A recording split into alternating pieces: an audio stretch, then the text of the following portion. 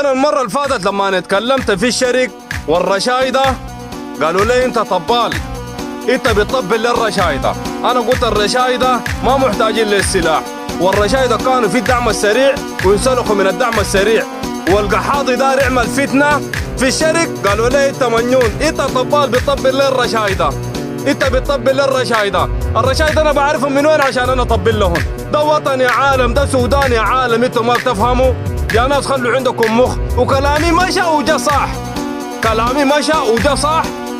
قبل 3 يوم ولا 4 يوم واحد هوساوي من الهوسه قاعد في الخط بيضرب العربات حقت الرشايده، دار يعمل فتنه بين الرشايده بين الهوسه، بين قبيله الهوسه. كلامي مشى وجا صح، كلامي مشى وجا صح. لكن العمد الفي الهوسه والعمد الفي الرشايده ناس واعيين وعارفين انه السودان عليهم مؤامره ودارين يعملوا فتنه وين؟ في الشرق بين الرشايده بين قبيله الهوسه.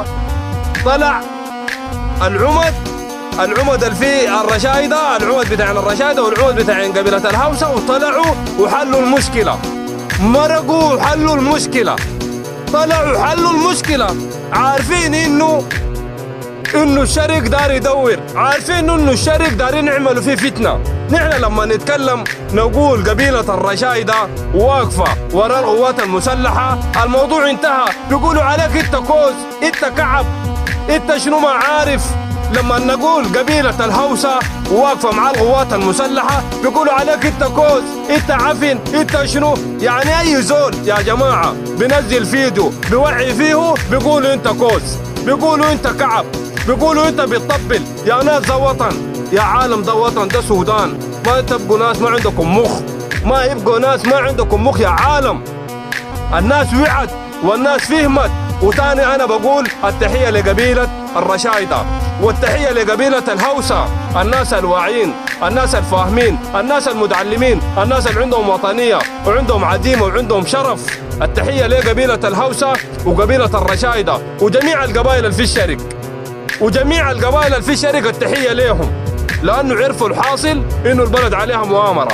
الدعم السريع انتهى، القوات المسلحه انتصرت، لكن دارين يعملوا فتن بين القبائل.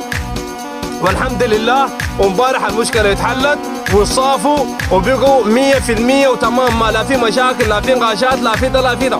قالوا الزول اللي بيجدع في الرشايده واللي بيعمل في المشاكل ده دعامي وزول حرامي، ويتعاملوا معاه تعامل قبيله الهوسه معامله رجال.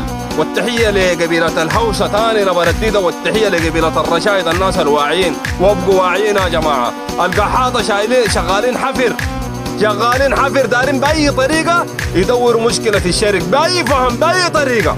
وانتوا ناس واعيين، انتوا ناس واعيين. اقسم بالله يكسر القزاز بتاع العربيه بتاعت الرشايده. ما اتكلم لانه عارفين في مؤامره، مو خايف منه.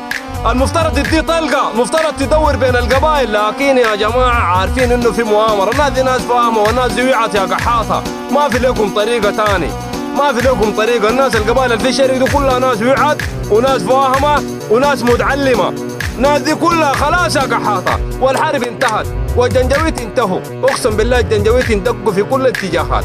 الليله اليوم ده هاجموا المدرعات يتبلوا فيها لما شيطان نعوص. ما يقولوا لك سقطنا نياله وسقطنا الفوله، ده كذب، ده كذب. القوات المسلحه انتصرت على المرتزقه.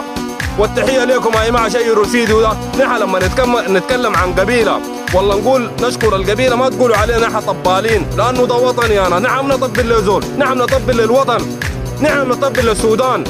والتحيه لكم، ابقوا عافيه وشيروا الفيديو ده.